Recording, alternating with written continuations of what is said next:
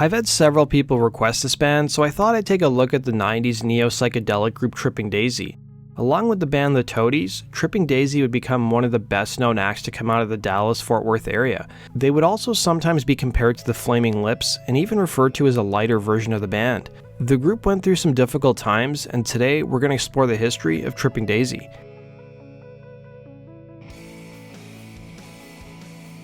The band's origins dated back to 1990 when frontman and guitarist Tim DeLauder's girlfriend and current wife introduced him to guitarist Wes Berggren. Berggren and DeLauder's girlfriend were in the same class at the University of North Texas, and Berggren happened to be friends with a bassist named Mark Pirro, and soon enough a drummer named Jeff joined the band but was eventually replaced by Brian Wakeland, and the band's lineup was solidified. The early shows of Tripping Daisy saw the band play in front of only a few people, but after adding psychedelic light shows to the band's live performances, Tripping Daisy soon started to play in front of hundreds of people, and they would soon frequently sell out the Dallas venue Trees. The same couldn't be said for the city of Houston, though. At one gig Tripping Daisy did at the venue Fitzgerald's, the group got banned from the venue even before taking the stage. It had turned out that guitarist Wes Berggren would relieve himself from the venue's patio, down onto fans who were waiting to get into the club. Missteps aside, DeLauder would tell the Houston Chronicle about the band's quick rise, revealing, "It was almost uncomfortable how quickly it happened. We almost felt embarrassed by all the attention. But we learned how to get good with a lot of people watching. We sort of grew into the band," he'd say. But the band's expectations were also in check. Wes Berggren would tell the Dallas Morning News in 1993, "We're in this for the long haul. We don't want to break on the first, second record. We'd like to break on the third," he'd say. The band would sign with local outfit Dragon Records, who released their debut record Bill in 1992. The album cover would feature DeLauder's grandfather, and it wasn't long before Bill would become the best-selling local album in Dallas, and their songs would be heavily played by local rock station KDGE, who added the tracks Lost and Found and 1 through 4 to their rotation. Those two songs would make the radio station's list of the top 92 requested songs that year. On top of that, the station invited the band to perform at the local festival Edgefest, where they played to approximately 20,000 people. But it would be Billboard magazine that helped Tripping Daisy get national exposure and the attention of big record labels. In the early 90s, the magazine had a section called Continental Drift that highlighted some of the biggest unsigned acts at the time. One of those bands featured was Tripping Daisy. It would be a January 1993 featurette on Continental Drift that got record labels interested. That column revealed how their debut record Bill was the biggest selling record in Dallas, with about 15,000 copies being sold at the time, and they also interviewed local mom and pop record stores. The owner for Bill's Records and Tapes would tell the magazine that Bill was the best selling and most anticipated album in the store's history. David Denard, who was the co-head of Dragon Street Records, would tell Billboard, "That is what started all the labels calling. I hadn't seen what was written yet." But soon enough, Denard would send 50 to 60 promotional packs out to labels, with about 5 or 6 showing significant interest in the group. At the end of the day, Tripping Daisy would eventually sign to U2's label, Island Records. Island Records would reissue Bill as part of their marketing strategy, and soon enough, Tripping Daisy was making appearances on nationally syndicated programs like Conan O'Brien's Late Night Show on NBC. And since the internet was still in its infancy and labels were experimenting with it, Island Records used it to promote the band's first major release for the company. They would release 30 seconds of the album track Rocket Pop, as well as artwork from the record and text from the band on both AOL and CompuServe, to give music fans who were online a sneak peek. On June 20th, 1995, Tripping Daisy would release the record I Am an Elastic Firecracker, and to promote the record, the label used the word firecracker as part of their marketing strategy, and they would hold pre-4th of July parties in major cities across America.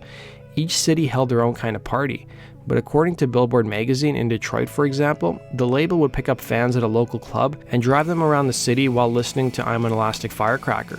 Fans would then be sent home with 4th of July gift bags and a sampler cassette. Firecracker produced the band's biggest hit, in I Got a Girl, which would peak at number 6 on the Billboard Modern Rock Tracks chart.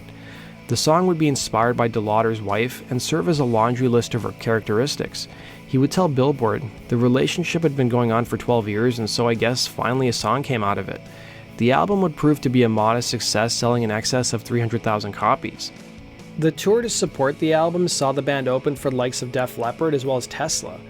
But the group had mixed feelings about these opportunities, as DeLauder would tell Dallas Magazine. The band soon started to make decisions purely based on money, revealing, "We got sucked into that environment where it was all about record sales. We became what we despised. In 1998, the band would release Jesus Hits Like the Atom Bomb. It would be the group's first album to feature new drummer Ben Curtis, who joined the group in 1997. Their previous drummer Brian Wakelin had left the group in the mid-90s, and it would be the album that DeLauder was most proud of, telling D Magazine. That record was going to be the one that was going to transcend everything. The record was amazing. Unfortunately for Tripping Daisy, they would be dropped by Island Records shortly after the album's release.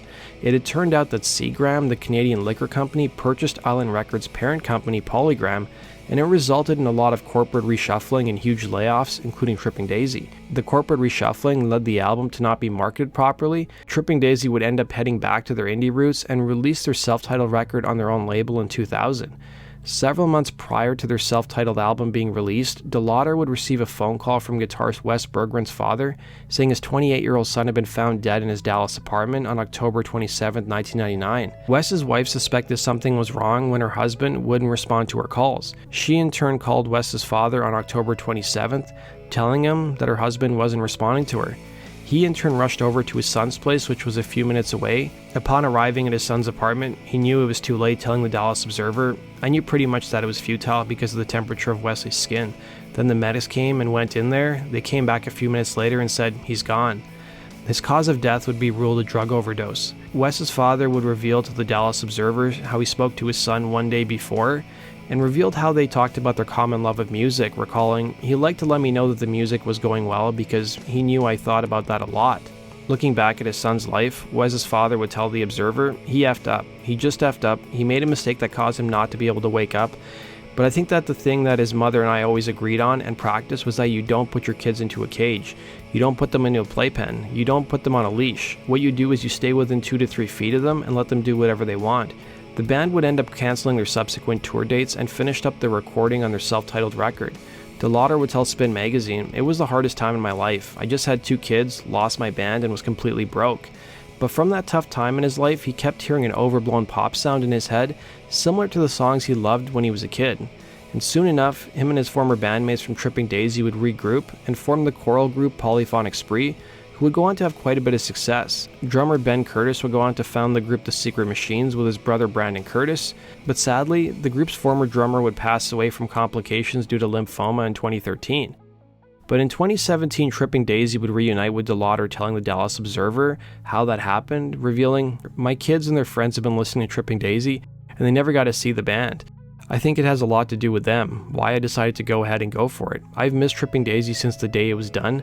And the reunion would add guitarist Nick Earl, as well as Ben Curtis's brother Brandon, who would play keyboards and guitar for the band, while old drummer Brian Wakelin would rejoin the group after leaving in the mid-90s. While the band hasn't put out a new record since reforming in 2017, they're still pretty active on the touring circuit.